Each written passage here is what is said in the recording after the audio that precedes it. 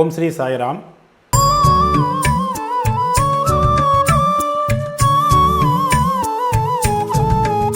சாயி சத்சரிதம் அத்தியாயம் 36 பார்ட் 3. ஷோலாப்பூரில் அவுரங்காபாத்கர் அப்படின்ற ஒரு மனிதர் இருக்கார். அவங்களுக்கு கல்யாணம் ஆகி 27 வருஷம் ஆயிடுத்து. திருமதி அவுரங்காபாத்கர் என்ன பண்ணுறாங்கன்னா, கணக்கற்ற பிரார்த்தனை, வேண்டாத தெய்வம் எதுவும் இல்லை அவங்களுக்கு. ஆனால் குழந்தை பேர் கிடைக்கல. எல்லா தெய்வமும் அந்த அம்மாவை கை விட்டுறது. அவங்க தன்னுடைய சிஸ்டர் சன்னு ஒத்த விஸ்வநாத்னு ஒரு பையன் இருக்கான். அந்த பையனோட கடைசி அடைக்கலமாக சத்குரு சாய்நாதர் காலடியில் விழுந்துடுறாங்க. சிரடியில் 2 மாதம் தங்கியிருக்காங்க. அடைக்கலம் மற்றும் நம்பிக்கை பாபா அப்படின்னு 2 மாதமாக பாபாட்ட தங்கி சேவை செஞ்சுட்டுருக்காங்க.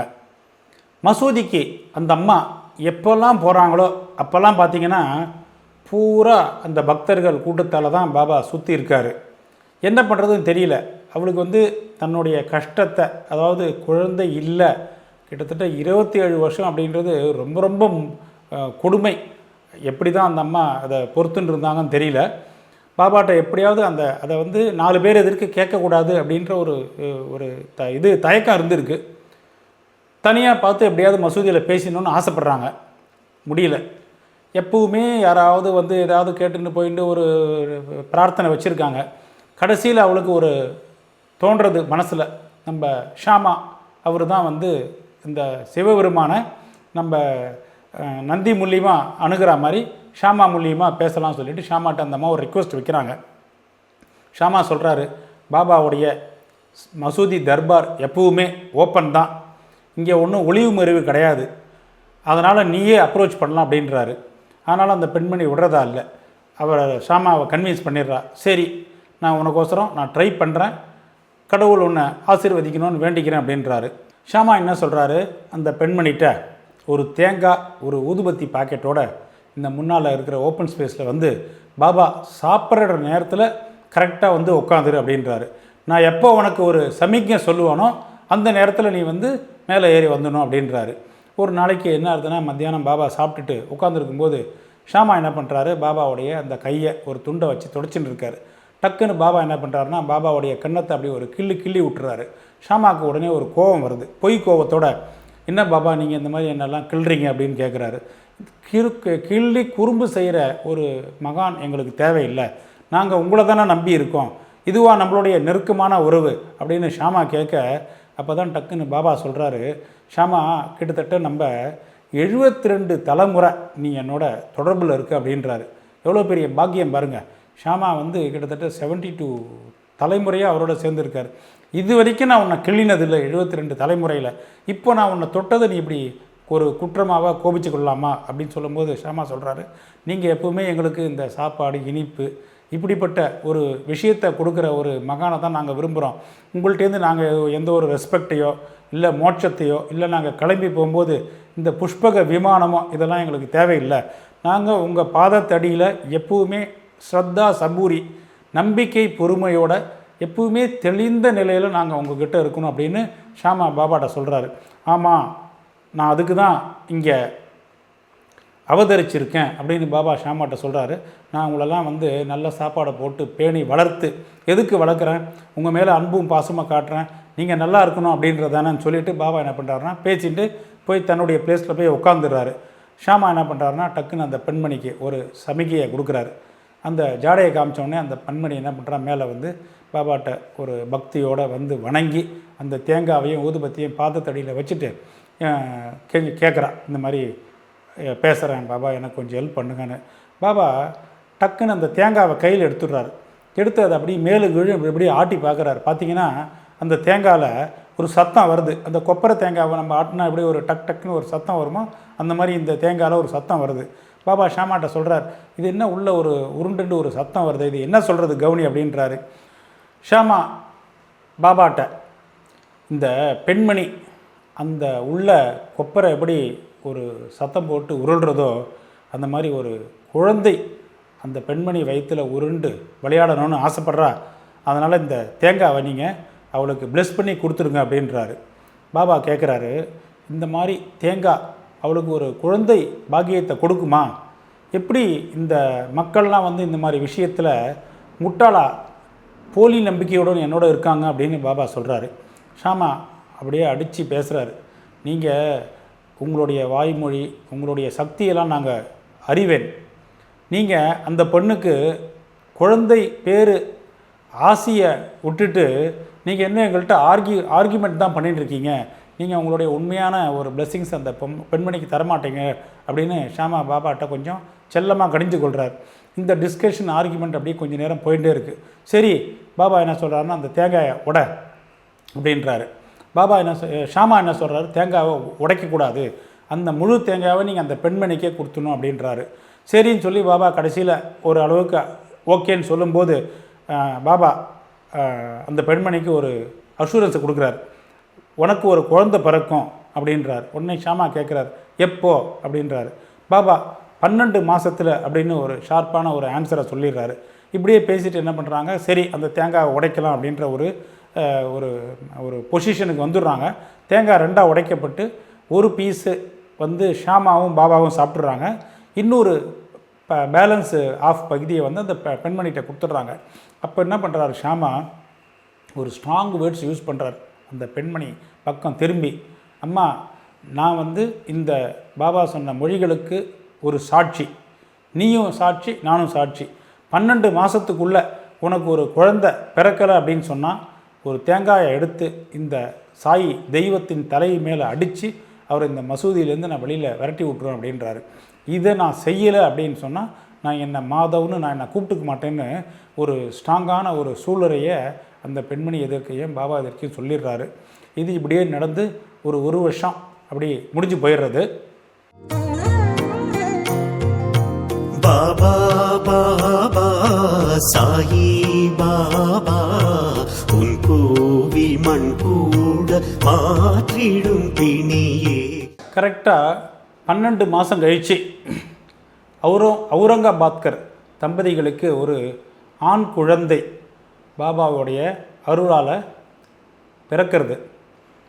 குழந்தைய ஒரு 5 மாதம் கழித்து ஷிரடிக்கு பெற்றோர்கள் கொண்டு வந்து பாபாவுடைய முன்னால் மசூதியில் வைக்கிறாங்க, கிடத்துறாங்க. பாபா ஆசீர்வாதம் பண்ணுறாரு.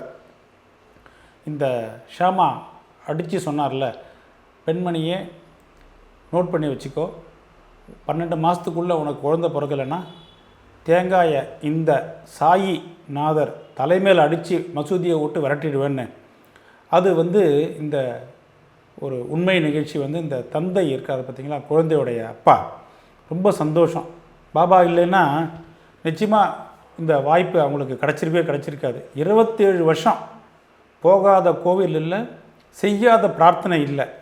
எந்த ஒரு தெய்வமும் கடவுளும் வந்து அவங்களுடைய பிரார்த்தனையை ஃபுல்ஃபில் பண்ண முடியாத போயிடுச்சு. இது ஒரு பெரிய பாக்கியம். குழந்தையோட தந்தை என்ன பண்ணுறாரு, ஒரு 500 ரூபாவை பாபாவுக்கு தட்சிணை வைக்கிறார். பாபா அந்த 500 ரூபாவை ஷாம் கர்ணா அப்படின்ற ஒரு குதிரைக்கு ஷெட்டு கட்டுறதுக்கு செலவு செய்ய சொல்லிடுறாரு. இந்த ஷாம் கர்ணா அப்படின்ற குதிரை என்னென்னு பார்த்தீங்கன்னா, பாபா கிட்ட எப்படி வந்தது, அது ஒரு பெரிய இன்ட்ரெஸ்டிங் ஸ்டோரி. இந்த இன்ட்ரெஸ்டிங் ஸ்டோரி என்னென்னு பார்த்தீங்கன்னா, 1909ஆம் ஆண்டு இந்த சத்தார் அப்படின்ற அந்த குதிரையுடைய ஓனர், இது ஒரு உயர் ஜாதி குதிரை, பாபாட்ட குதிரையோட நேர மசூதிக்கு வராரு, நமஸ்காரம் பண்ணுறாரு. இவர் வாயை திறக்கிறதுக்குள்ளேயே பாபாவே அவருக்கு ஆசீர்வாதம் பண்ணிவிட்டு, உனக்கும் குழந்தை பிறக்கும், இந்த குதிரைக்கும் குழந்தை பிறக்கும், ஆனால் ஒரு ஸ்மால் கண்டிஷன் அப்படின்னு சொல்லிடுறாரு. என்ன கண்டிஷன்னா, இந்த குதிரைக்கு பிறக்க போகிற முதல் குட்டியை வந்து நீ எங்கிட்ட கொண்டு வந்து கொடுத்துடணும் அப்படின்றாரு. அதே மாதிரி காலங்கள் நகர்ந்து கொண்டிருக்குன்னா, ஒரு வருஷத்தில் சத்தாருக்கு குழந்தை பேர் பாபாவின் மூலம் கிடைக்க பெறுகிறது. இந்த குதிரையும் ஒரு குட்டியை ஈன்றது. 3 மாதத்துக்கு அப்புறமா அந்த குதிரை குட்டியை எடுத்துட்டு இந்த சத்தார் மசூதிக்கு வந்து பாபாக்கிட்ட சமர்ப்பிச்சுடுறாரு. பாபா என்ன பண்ணுறாருனா, அந்த குதிரைக்கு ஷாம் கர்ணா அப்படின்னு ஒரு பேரை வச்சுடுறாரு. ஏன் ஷாம் கர்ணார்னு பேர் வைக்கிறாருன்னா, அந்த குதிரையோட உடம்பு பூரா செந்நிறத்தில் இருக்குது. 2 காது மட்டும் ஃபுல்லாக பிளாக்காக இருக்குது. ஸோ அந்த பிளாக்கை குறிக்கிறதுக்கு தான் பாபா ஷாம் கர்ணா அப்படின்றத அந்த குதிரையோட பேராக வச்சுடுறாரு. இந்த குதிரை அப்படியே பாபாட்ட வளர்ந்து வந்துட்டுருக்கு. பாபா அங்கே இருக்கிறவங்கள்ட்டலாம் என்ன சொல்லுவார்னா, இது வந்து ஒரு மிருகம் அப்படின்னு நீங்கள் நினைக்கக்கூடாது, இது என்னுடைய குழந்தை போன்றது, அதனால் நீங்கள் எல்லாருமே கண்ணும் கருத்தை அதை பார்த்துக்கணும் அப்படின்னு சொல்லிடுவார். பாபா கடைசி வரைக்கும் இந்த குதிரை வளர்ந்து அங்கே சாவடியிலையோ மற்ற இதுலேயோ அந்த ஊர்வலத்துலேயோ கலந்துன்னா கூட இந்த குதிரை மேலே பாபா ஏறி உட்காந்ததா எந்த ஒரு செய்தியும் கிடையாது. பாபா நம்ம ஷாம் கர்ணாவுக்கு என்ன பண்ணுவார்னா, தன் கையாலே அன்பாக நெய் பொங்கல் சாப்பாடெல்லாம் அதுக்கு கொடுத்து ஊட்டி விடுவார். பாபா இதை ஆசையாக ஷாம் சுந்தர் அப்படின்னு கூப்பிடுவார். முஸ்லீம் பக்தர்கள் வந்து ஆசையாக ஷம்சுதீன் அப்படின்னு கூப்பிடுவாங்க. இதுக்கு ஒரு ட்ரெயினரை பாபா அலாட் பண்ணுறாரு. கிருஷ்ணஜி கே கச்கிவாலா அப்படின்ற ஒரு ட்ரெயினரை நம்ம ஷாம் கர்ணாவுக்கு டான்ஸ் ஆடுறதுக்கும் அந்த பாடி மூமெண்ட்ஸுக்கும் ஒரு ட்ரெயினரை நியமிக்கிறாரு. அதுவும் நல்ல அந்த ஆட்டத்தையும் பாடி மூமெண்ட்ஸையும் கற்றுக்கிறது. மசூதியில் ஆரத்தி எடுக்கும்போது இது வந்து அந்த கல்மேடைக்கு பக்கத்தில் வந்து நின்றுடும். 2 பக்கமும் குதிரைக்கு இந்த பக்கம் அந்த பக்கம் பக்தர்கள் நின்று ஆரத்தியை பாடுவாங்க. குதிரையை நல்லா அலங்கரிப்பாங்க, காலில் சலங்கையெல்லாம் கட்டி விட்டுருவாங்க. அந்த பாட்டுக்கு ஏற்றுற மாதிரி இது டான்ஸ் ஆடும். அது ஒரு நல்ல ஒரு அனுபவிக்க ஒரு விஷயமாக தான் அந்த இடத்துல அந்த காலத்தில் எல்லாருமே பார்த்துருக்காங்க. ஆரத்தி முடிஞ்ச உடனே பாபா கிட்ட முன்னால் முன்னங்காலை மடக்கி மண்டிட்டு பாபாட்ட ஒரு ஆசீர்வாதம் வாங்கும். பாபாவும் அதை தடவி கொடுத்துட்டு அது நெத்தியில் ஒரு விபூதியை இட்டு அதை அமுச்சு விட்ருவார். இந்த ஷாம் கர்ணா எல்லா ஃபங்க்ஷன்லேயும் ஷிரடியில் முன்னால் அலங்கரிக்கப்பட்டு அந்த கால் சலங்கை மணிகளோடு தான் வந்து முன்னால் நின்றுட்டுருக்கோம். இந்த சாவடி ஊர்வலத்தும் போதும் இந்த ஷாம் கர்ணா முதல் ஆளாக தான் நிற்கும். அப்பவும் பக்தர்கள் அதை நல்ல ஒரு எம்ப்ராய்டரி போட்ட டெக்கரேட்டிவ் துணியெல்லாம் மேலே போற்றி அலங்கரித்து அதை தயார்படுத்தி விட்ருவாங்க. ஒரு முறை துக்காராம் அப்படின்ற ஒரு பக்தர்கிட்ட தான் பாபா இந்த ஷாம் கர்ணாவை ஒப்படைச்சிருக்காரு. அவருக்கு அது தினம் அவரை சாப்பாடு போட்டு காப்பாற்றி குளிப்பாட்டுறது எல்லா வேலையும் பண்ணிட்டு இருந்தார். ஒரு நாள் இந்த ஷாம் கர்ணா என்ன பண்ணுறது, சாப்பிட்றதுக்கு ரொம்ப முரண்டு பிடிக்கிறது. துக்காராம் சொல்லி சொல்லி பார்க்குறாரு, கேட்கல. திடீர்னு என்ன பண்ணுறாருன்னா தன்னுடைய சாட்டை எடுத்து ஓங்கி ஒரு அடி அடிச்சுடுறாரு. அதே நேரத்தில் மசூதியில் பாபா துக்காராம் என்னை ஏன் ஓங்கி அடிச்சு அப்படின்னு வேகமாக கத்துறார். பார்த்திங்கன்னா குதிரைக்கு விழுந்த அடி பாபாவுக்கு விழுந்திருக்கு, தாங்கியிருக்கார். அந்த அளவுக்கு குதிரையை மட்டும் இல்லை, மக்களை மட்டும் இல்லை, பக்தர்கள் எல்லாரையுமே அவர் சமமாக நேசிச்சிருக்காரு. அந்த பாபாவுடைய சட்டையை தூக்கி பார்த்தா பின்னால் ஒரு பெரிய சிகப்பு கலர் வெந்து போன கோடு இருக்குது. அதுலேருந்து துக்காராம் ஷாம் கர்ணான்ற குதிரையை அடிக்கிறது இல்லை. பக்தர்களும் இதுக்கு உளுந்து புல் அப்படின்ற ஒரு உணவெல்லாம் கொடுத்து அதை பாசமாக பார்த்துக்கிறாங்க. பாபா இருக்கிற வரைக்கும் தினம் பாபாவுடைய ஆசீர்வாதம், பாபாவுடைய பந்தம் அது டெய்லி கூடயே பழகின்னு இருக்கு. பக்தர்களும் அதை வந்து இந்த துக்காராம் அடித்ததுலேருந்து தெரிஞ்சிடுறது. இதை ஏதாவது நம்ம டச் பண்ணால் அடுத்த நிமிஷம் அங்கே பாபாவுக்கும் அதை கிள்ளினாலும் அங்கே பாபாவை கிள்ளுற மாதிரி ஆகிடுன்ற ஒரு பயம் வந்துடுறது. இதை பத்திரமாக பார்த்துக்கிறாங்க. அதுவும் பக்தி மிகுந்த குதிரை. இந்த குதிரை வந்து பாபா சமாதிக்கு அப்புறமும் 1918ஆம் ஆண்டு அக்டோபர் 15ஆம் தேதி விஜயதசமி அன்னைக்கு பாபா சமாதி அடைகிறாரு. இது டெய்லி அந்த ஆரத்தி ஃபங்க்ஷன்ஸ்லேயும் போய் பாபாவை பார்த்து நமஸ்காரம் பண்ணிட்டு அப்படியே ஷிரடியிலேயே உள்ளா வந்துட்டுருக்கு. 1945ஆம் ஆண்டு இந்த ஷாம் கர்ணா இந்த ஷம்சுதீன் வந்து சமாதி அடைஞ்சிடுறது. இதோடைய சமாதி எங்கே இருக்குதுன்னு பார்த்தீங்கன்னா, பாபா வந்து இந்த லெண்டி தோட்டம்னு ஒரு தோட்டத்தை தன் கையாலேயே வளர்த்து அதை ஒரு பெருமைப்படுத்தின இடம் இருக்குது. அது பக்கத்தில் தான் தத்தாத்திரேயர் சிலைக்கு பக்கத்தில் ஷாம் கர்ணாவுடைய சமாதியும் அங்கே தான் இருக்குது. ஷிரடியில் போய் விசிட் பண்ணி பார்க்குற பக்தர்கள் இந்த ஷாம் கர்ணாவையும் மறக்காமல் பாருங்கள். ஏன்னா பாபா வந்து சர்வ ஜீவராசிகளையும் சமமாக நேசித்தார் அப்படின்றதுக்கு இந்த ஷாம் கர்ணாவும் ஒரு எடுத்துக்காட்டு. ஓம் ஸ்ரீ சாய்ராம்.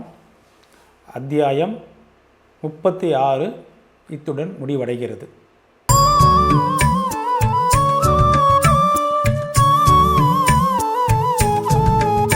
பாபா சாயி பாபா உன் கோவில் மண் கூட மாற்றிடுமே உந்தன் கைவல்யமே சுபகாருண்யமே